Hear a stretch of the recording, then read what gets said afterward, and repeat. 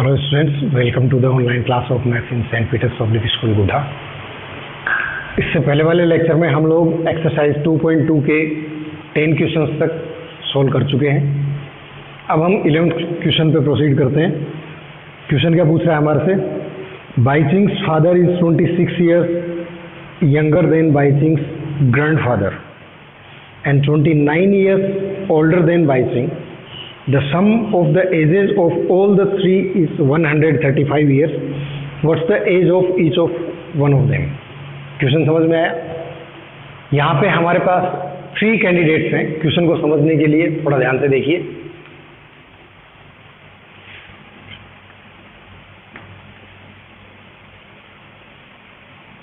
एक तो कौन है हमारे पास, बाईचिंग। एक है हमारे पास बाईचिंग के फादर,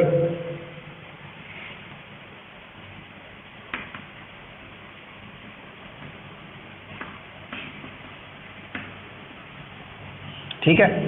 एंड थर्ड पर्सन जो है वो है बाईचिंग्स grandfather.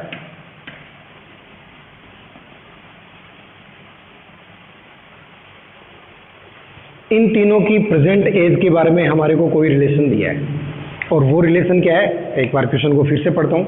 बाईचिंग्स father is 26 years younger than Baiching's grandfather. इसके फादर जो हैं इसके ग्रैंडफादर से 26 ईयर्स छोटे हैं, ठीक है।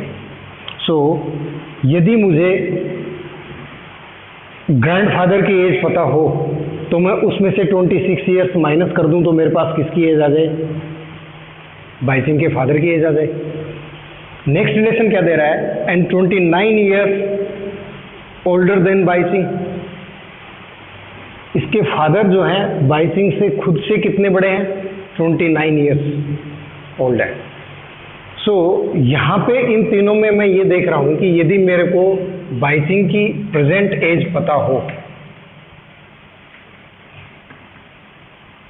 वो मैंने x ईयर्स एज्यूम कर लिया, तो अब मैं बता सकता हूं कि बाईचिंग के फादर की एज क्या होगी और बाईचिंग के ग्रैंडफादर की एज क्या होगी।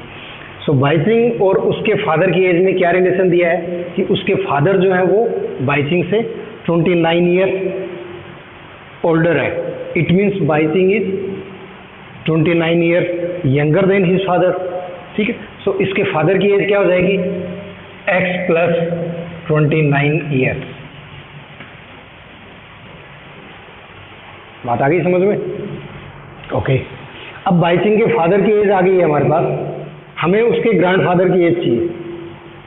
तो बाईचिंग के फादर और उसके ग्रैंडफादर की एज में क्या रिलेशन दिया है कि इसके फादर जो हैं ग्रैंडफादर से कितने ईयर्स छोटे हैं, 26 ईयर्स। तो ग्रैंडफादर जो हैं वो इससे क्या होंगे, 26 ईयर्स बड़े होंगे।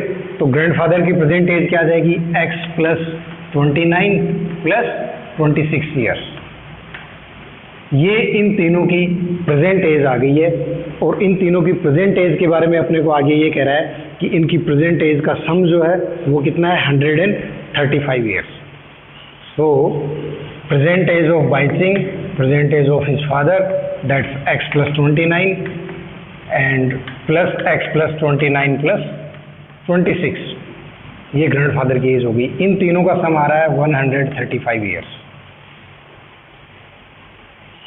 सोल्व करके आप x की वैल्यू फाइंड कर सकते हैं, ठीक है। जब x की वैल्यू आ गई तो इसका मीनिंग आपके पास किसकी प्रेजेंट एज आ गई, बाईचिंग की। जो भी आया, फादर की एज क्या हो जाएगी, x प्लस 29, ग्रैंडफादर की प्रेजेंट एज क्या हो जाएगी, x प्लस 29 प्लस 26। क्लियर है? सो ये इक्वेशन बनेगी। इसको सोल्व करने के बाद में आपके पास x की कोई न कोई वैल्यू आएगी, उसके अकॉर्डिंग आप ये सोल्व कर सकते हो आगे। अब मैं पूरा सॉल्यूशन आपको बोर्ड पे करके नहीं दूंगा, क्वेश्चन मैंने आपको समझा दिया, करना कैसे है वो भी मैंने आपको बता दिया है, ठीक है। नेक्स्ट क्वेश्चन,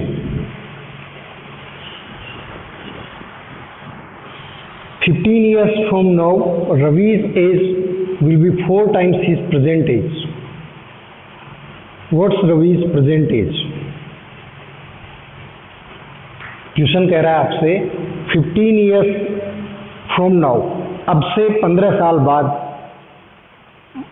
रवि की एज जो है उसकी प्रेजेंट एज की 4 टाइम्स हो जाएगी, तो आपको बताना है कि रवि की प्रेजेंट एज क्या है।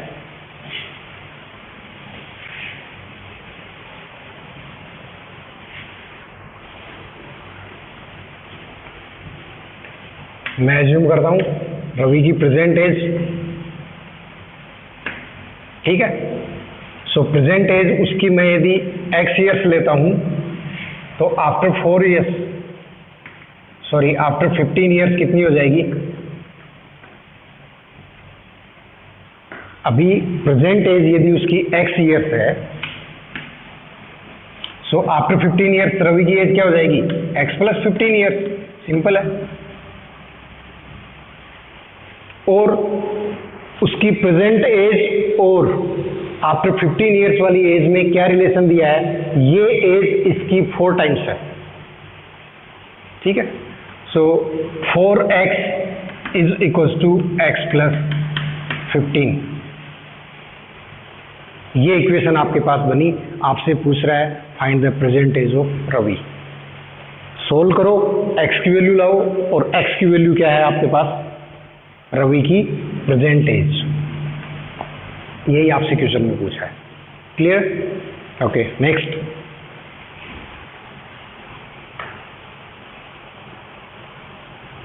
A rational number is such that when you multiply it by 5/2 and add 2/3 to the product, you get -7/12. Then what's the number?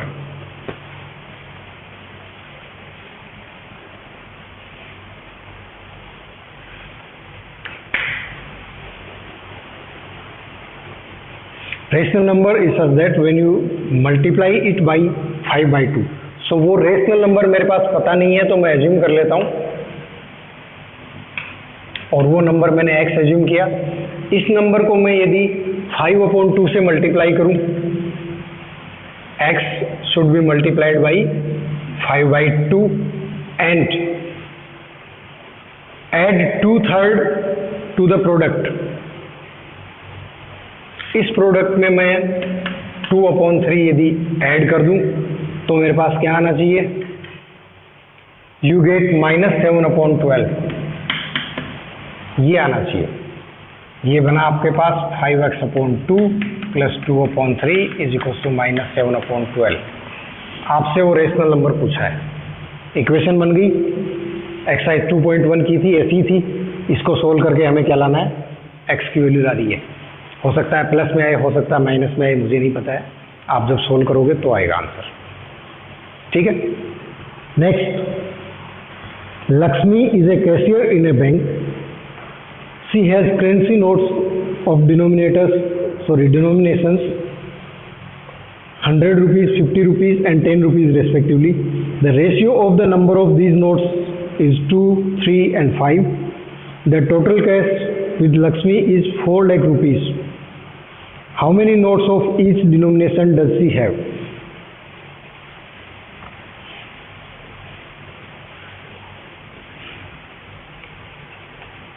Question number 14। Lakshmi जो है वो बैंक में एक कैशियर है। उसके पास में 100, 50 एंड 10 रुपीज की डिनोमिनेशन में कुछ नोट्स हैं। कितने हैं ये उसको नहीं पता है, बट उसको ये पता है कि इन नोट्स का रेशियो जो है वो 2:3:5 है, और टोटल करेंसी जो उसके हाथ में है, टोटल कैश जो है वो 4 लाख रुपीज़ है। तो हमारे से ये पूछ रहा है कि how many notes of each denomination does she have. 100 rupees के उसके पास कितने नोट हैं, 50 रुपीज़ के उसके पास कितने नोट्स हैं, एंड 10 रुपीज़ के कितने नोट्स हैं। ये हमारे से क्वेश्चन में पूछा जा रहा है। सो लक्ष्मी के पास नोट्स कितने कितने हैं, कौन किस किस डिनोमिनेशन के? 100, 50 एंड 10 रुपीज के। इनका रेशियो अपने को क्या दिया है? इनका रेशियो दिया है 2:3:4 आई थिंक 2:3:5। 100, 50 एंड 10 रुपीज की डिनोमिनेशंस के नोट्स का जो रेशियो है वो 2:3:5 है। सो नंबर ऑफ नोट्स क्या आ जाएगा आपके पास, 100 रुपीज़ वाले नोट्स जो हैं वो कितने हो जाएंगे 2x। तो मैं ये एक साथ लिख देता हूँ, 100 रुपीज़ वाले कितने नोट्स हो जाएंगे 2x, ठीक है। 50 रुपीज़ वाले कितने हो जाएंगे 3x एंड 10 रुपीज़ वाले कितने हो जाएंगे 5x। ये नंबर ऑफ नोट्स आ गया। अब टोटल कैश कितना हो जाएगा,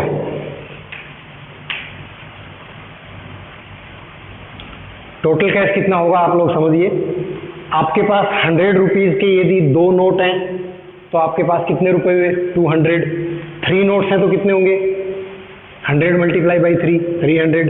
10 नोट्स हैं तो क्या होगा 10 मल्टीप्लाई बाई 100 1000 रुपीज़। सो मेरे पास कितने नोट्स हैं 2x। सो 2x को किससे मल्टीप्लाई कर देंगे 100 से। तो ये तो मेरे पास 100 रुपीज़ के जो टोटल कैश है वो आ गया। 50 रुपीज़ की कितनी है, सो 3x मल्टीप्लाई बाई 50। और 10 रुपीज़ के कितने 5x नोट्स हैं और एक नोट की वैल्यू 10 रुपीज़ है। सो टोटल कैश मेरे पास होगा 5x इंटू 10। सो 100 रुपीज़ का जो कैश है वो मेरे पास इतना है, 50 रुपीज़ वाला कैश इतना है एंड 10 रुपीज़ वाला कैश इतना है। तो इन तीनों का टोटल कितना हो जाएगा ये, और ये किसके इक्वल होना चाहिए 4 लाख रुपीज़ के। बात आ गई समझ में। 100 रुपीज़ 50 रुपीज़ एंड 10 रुपीज़ की डिनोमिनेशन में आपको कुछ नोट्स दिए थे, उनका रेशियो था 2:3:5। ओके, सो वो नोट्स होंगे 100 रुपीज़ के आपके पास 2x नोट्स होंगे, 50 रुपीज़ के 3x नोट्स होंगे एंड 10 रुपीज़ के आपके पास 5x नोट्स होंगे। 100 रुपीज़ वाले नोट्स की इवेल्युएशन क्या होगी, number of notes multiply by the value of note. So it's 2x into 100। 50 वाले की कितनी हो जाएगी, number of notes multiply by the value of note, that's 3x into 50। यही 10 वाले का होगा। और टोटल कैश क्या हो जाएगा, इन तीनों को जब आप ऐड करोगे तो वो किसके इक्वल आना चाहिए 4 लाख के। और अब जब आप इसको सोल्व करोगे तो आपके पास x की वैल्यू आएगी। तो देख लेते हैं कितना हो गया, 2x को 100 से मल्टीप्लाई किया तो 200x प्लस ये कितना आएगा 150x प्लस ये कितना आ जाएगा 50x is equals to 4 lakh. ठीक है, टोटल कितना हो गया 400 lakh x is equals to 4 lakh. Then x will be equals to what 4 lakh divided by 400। तो 2 0 कैंसिल हो गया एंड 4 से ये कितने टाइम्स हुआ 1000 टाइम्स। x की वैल्यू 1000 आ गई है आपके पास। सो नंबर ऑफ नोट्स क्या हो जाएंगे फिर 100 रुपीज़ वाले कितने होंगे, देखो 2x हैं। सो 2 को किससे मल्टीप्लाई करोगे 1000 से, 2 इंटू 1000 कितना आया 2000। ठीक है, ये नंबर ऑफ नोट्स आ रहे हैं आपके पास।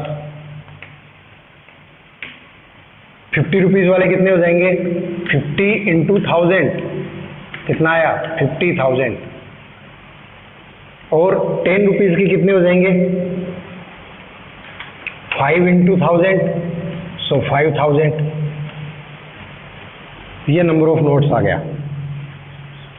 सो क्वेश्चन यही था हमारा, how many notes of each denomination does she have, और उसका आंसर होगा ये। बात आ गई समझ में। Okay, next question.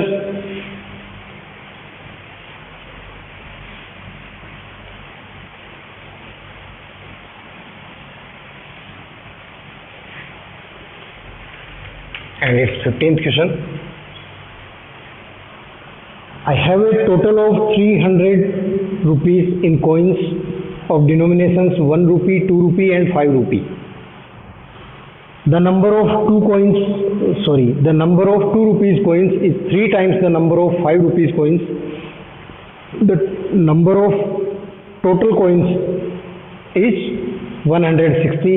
How many coins of each denomination are with me? कर सकते हैं। एक क्वेश्चन हम लोगों ने करेंसी से रिलेटेड किया है, दूसरा मैं आप लोगों के लिए छोड़ रहा हूँ, आप इसको करिए ट्राई, नहीं आता है तो फिर आप मुझसे पूछ सकते हैं। ठीक है, इस एक्सरसाइज का last question and that 16th question, और वो क्या है, the organisers of an essay competition decide that a winner in the competition get a prize of 100 rupees and a participant who does not win gets a prize of 25 rupees. The total prize money distributed is 3000 rupees. Find the number of winners if the total number of participants is 63. किसी ऐसे writing competition में आपको ये कह रहा है कि total 63 participants जो हैं वो पार्टिसिपेट कर रहे हैं।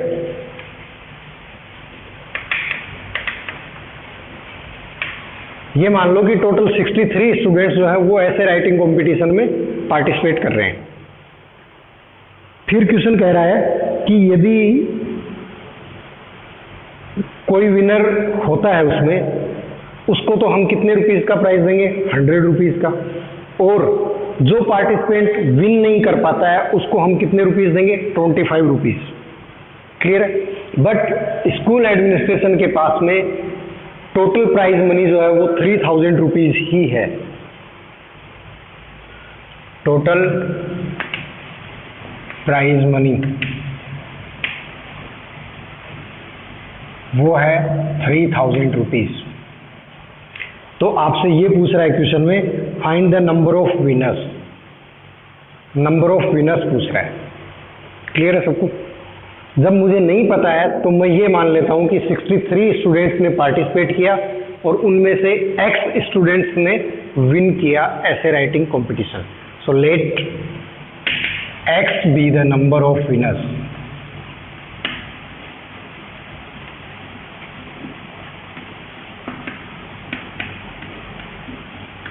ठीक है? And each winner gets prize of 100 rupees. हर एक जीतने वाले को आप कितने रुपए दे रहे हो, 100 रुपीज का प्राइस दे रहे हो। सो टोटल प्राइज मनी कितनी हो जाएगी विनर्स की? देयरफॉर टोटल प्राइज मनी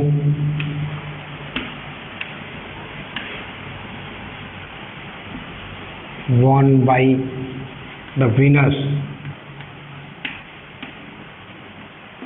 आपके पास X विनर्स हैं और हर एक को आप 100 रुपीज दे रहे हो, तो विनर्स को आपने कितने रुपीज प्राइज में दे दिए, 100 multiply by X, 100X rupees. अब नंबर ऑफ लूजर्स क्या हो जाएगा,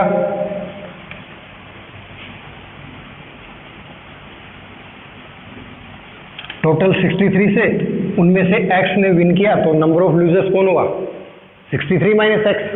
और हर एक हारने वाले पार्टिसिपेंट को आप क्या देने वाले हो, 25 rupees. So prize money won by losers कितनी हो जाएगी, 63 माइनस X, और हर एक को आप कितना दे रहे हो, 25। सो इतने रुपीस आप इनको दोगे। मल्टीप्लाई कर लो, 63 को 25 से मल्टीप्लाई करोगे तो कितना आएगा,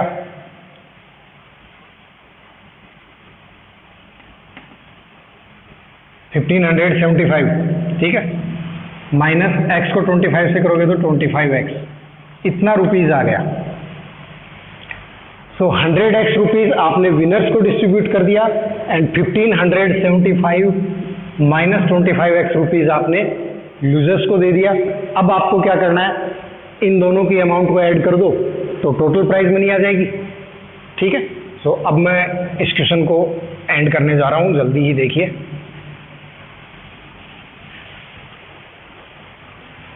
टोटल प्राइस मनी कितनी दी थी आपको, 3000।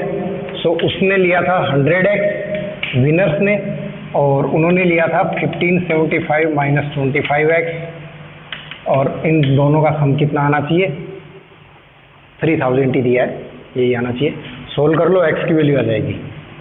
सो कितना आएगा, 100X minus 25X, 75X is equal to 3000 minus 1575, ठीक है। सो 75x इक्वल टू कितना हो जाएगा? 3000 में से 1575 माइनस करोगे तो कितना आएगा? 1425, और x will be equal to 25 divided by 75। 25 से डिवाइड कर दो इनको। 25 की टेबल तो आती है 3 टाइम्स, एंड 25 से ये कितने टाइम्स होगा?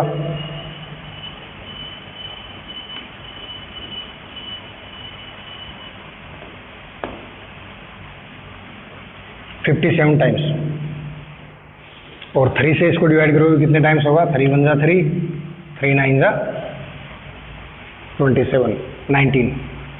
सो x जो है वो आया आपके पास 27। आपसे यही पूछा था find the number of winners. So the number of winners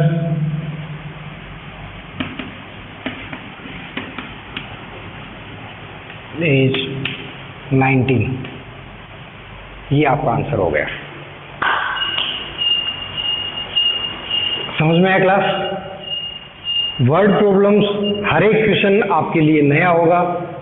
सबसे सही मेथड इसका यही है कि आप क्वेश्चन को समझो, सही से समझो। एक बार समझ में नहीं आता है 2 बार रीड करो, 3 बार रीड करो, और उसके बाद में आप उसको सोल्व करना स्टार्ट करो इक्वेशन बना के। यदि इक्वेशन सही बन गई तो फिर कैलकुलेशन पार्ट पे बात आती है। कैलकुलेशन पार्ट यदि आपका सही है तो आंसर करेक्ट आएगा, अदरवाइज नहीं आएगा। क्लियर सबको? तो चलो ठीक है, आज के लेक्चर के लिए इतना ही काफ़ी। बाकी हम नेक्स्ट वीडियो में डिस्कस करेंगे। Thank you.